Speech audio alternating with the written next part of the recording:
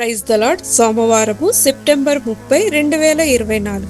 ఈరోజు దేవుని వాక్యము, కావున మీ అందు దయచూపవలనని యెహోవా ఆలస్యం చేయుచున్నాడు. యెషయా 30వ అధ్యాయము 18వ వచనం. ఎక్కడికి తిరిగి రావాలి? హై స్కూల్లోని ప్రతి ఒక్కరూ జాక్ యొక్క కలుపుగోలుతనమును అలాగే ఆటల నైపుణ్యమును చూచి ఆశ్చర్యపడేవారు. అతనికి మైదానంలో క్రీడలు ఆడడం అత్యంత సంతోషాన్ని ఇచ్చేది. జాక్ స్థానిక చర్చికి హాజరు కావడం ప్రారంభించిన తర్వాత యేసును అనుసరించాలని నిర్ణయించుకున్నాడు. అప్పటి వరకు అతను ఎన్నో కష్టాలను కుటుంబంలో అనుభవించాడు. అతని బాధను తగ్గించుకోవడానికి మత్తు పదార్థాలు వాడాడు.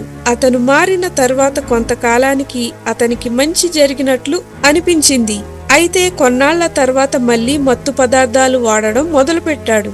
సరైన పర్యవేక్షణ చికిత్స కొనసాగింపు లేకపోవడం అతను చివరికి అధిక మోతాదు వలన మరణించాడు. మనకు కష్టాలు ఎదురైనప్పుడు పాత అలవాట్లే చేయడం సులభమే. ఇశ్రాయేలీలు రాబోయే అష్షూరీల దాడి యొక్క బాధను అనుభవించినప్పుడు వారు సహాయం కోసం వారి పూర్వ బానిస యజమానులైన ఐగుప్తుల యొద్దకు తిరిగి వచ్చారు. ఇది వినాశనకరమైనదని దేవుడు ఊహించారు. అయితే వారు తప్పుగా ఎంపిక చేసుకున్నప్పటికీ ఆయన వారి పట్ల శ్రద్ధ వహించడం కొనసాగించారు. దేవుని హృదయాన్ని యెషయా ఇలా చెప్పారు, కావున మీ అందు దయచూపవలనని యెహోవా ఆలస్యము చేయుచున్నారు.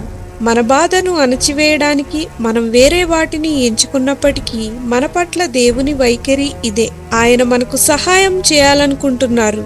బంధకాల్ని సృష్టించే అలవాట్లతో మనల్ని మనం గాయపరుచుకోవడం ఆయనకు ఇష్టం లేదు. కొన్ని పదార్థాలు, క్రియలు త్వరగా ఉపశమిస్తున్నాయనే భావనతో మనలను ప్రలోభ పెడతాయి. కానీ మనం ఆయనతో సన్నిహితంగా నడవడం ద్వారా దేవుడు ప్రామాణికమైన స్వస్థతను అందించాలని కోరుకుంటున్నాడు. వైఫల్య సమయాల్లో దేవుని దయను గుర్తించటం ఎందుకు ముఖ్యమైనది ఆలోచన చేయండి. ప్రార్థన. ప్రియమైన దేవా, నేను వేరొక దానిలో ఉపశమనాన్ని పొందాలని శోధించబడినప్పుడు మీ వైపు తిరిగేందుకు నాకు సహాయం చేయమని యేసు నామమున అడుగుచున్నాం తండ్రి. ఆమేన్.